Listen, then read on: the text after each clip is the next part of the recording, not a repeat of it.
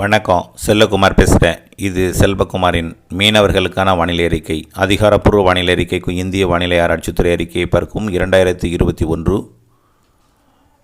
ஜூலை 15 வியாழக்கிழமை காலை 8 மணி நிலவர மீனவர்களுக்கான வானிலை அறிக்கை. வங்கக்கடலில் நிலை கொண்டிருந்த நீடித்து கொண்டிருந்த அந்த காற்று சுழற்சி பிறகு தாழ்வு நிலையாகி தற்பொழுது அரபிக்கடலோட வடக்கு பகுதிக்கு சென்று விட்டது. மேலும் ஒரு காற்று சுழற்சி தாழ்வு நிலை தெலுங்கானாவில் நகர்ந்து கொண்டிருக்கிறது மகாராஷ்டிராவை நோக்கி. இதன் காரணமாக, அதாவது வங்கக்கடற்பகுதியை விட்டு சிஸ்டம் விலகிய காரணத்தினால, காற்று வடக்கு நோக்கி திசை மாறி இருக்கிற காரணத்தினால வங்கக்கடல் பகுதியில் பெரிய அளவிலே காற்று அச்சுறுத்தல் இல்லை. வங்கக்கடல் காற்று அச்சுறுத்தல் 19ஆம் தேதி வரைக்கும் விலகி இருக்கும். ஆகையின் காரணமாக வங்கக்கடல் சரி, மன்னார் வளைகுடா, பாக் ஜலசந்தி பகுதிகளில், மன்னார் வளைகுடாவில் கொஞ்சம் காற்று இருந்தாலும் அவ்வப்பொழுது லேசாக இருக்கும். கொஞ்சம் விழிப்புடன் இருந்து மீன்பிடிக்கலாம்.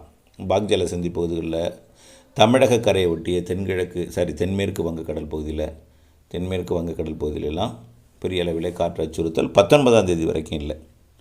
ஆகவே தமிழக கடலோரம் மீன்பிடிக்கலாம். ஆனால் குமரிக்கடலில் வந்து ஒரு 45 கிலோமீட்டர் வேக காற்று இருக்கும். அதை விட தாண்டி மேற்கே செல்ல வேண்டாம். குமரிக்கடலில் கூட கொஞ்சம் எச்சரிக்கையுடன் மீன்பிடிக்கணும். அது கூட கொஞ்சம் கரை ஓரமாக மீன்பிடிங்கள். இன்னும் மேற்கு பகுதிக்கு, லட்சத்தீவு பகுதிக்கோ அல்லது கேரளாவோட வடக்கு பகுதி கரையோர பகுதி, கர்நாடக கரையோர பகுதி, கண்டிப்பாக மகாராஷ்டிரா, கோவா கரையோர பகுதி, மத்திய அரபிக்கடல் பகுதி, வடக்கு அரபிக்கடல் பகுதிக்கு செல்ல வேண்டாம். இப்போ எங்கே அதிகமான காற்று இருக்கும்னா மத்திய அரபிக்கடல் பகுதி, வடக்கு அரபிக்கடல் பகுதி, அதாவது கோவா, மகாராஷ்டிரா, குஜராத் கரையோரம், பாகிஸ்தான் கரையோரம், ஈரான் கரையோரம், ஓமன், ஏமன் கரையோரம்லாம் காற்று வலுவான காற்றாக இருக்கும். ஆகவே அரபிக்கடல் மீன் பிடிப்பவர்களுக்கு மேலும் தடை வந்து ஒரு 19ஆம் தேதி வரைக்கும் இருக்கும்.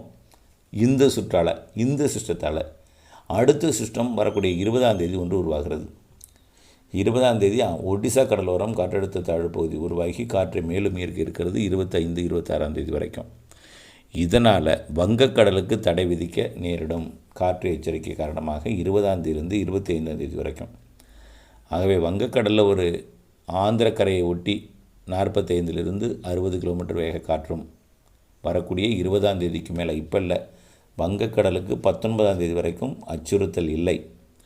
20ஆம் தேதியிலிருந்து 25ஆம் தேதி வரைக்கும் ஆந்திரா, ஒடிசா கடலோரம் 65 கிலோமீட்டர், 45லிருந்து 60 கிலோமீட்டர், அவ்வப்பொழுது 65, கண்டிப்பாக 50 கிலோமீட்டர் சீராக ஒரு காற்று இருந்து கொண்டிருக்கும் 20ஆம் தேதிக்கு மேலே.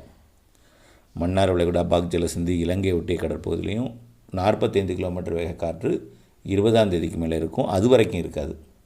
அது வரைக்கும் கொஞ்சம் சின்ன காற்று அப்பப்போ இருக்கும், சவாலான காற்று.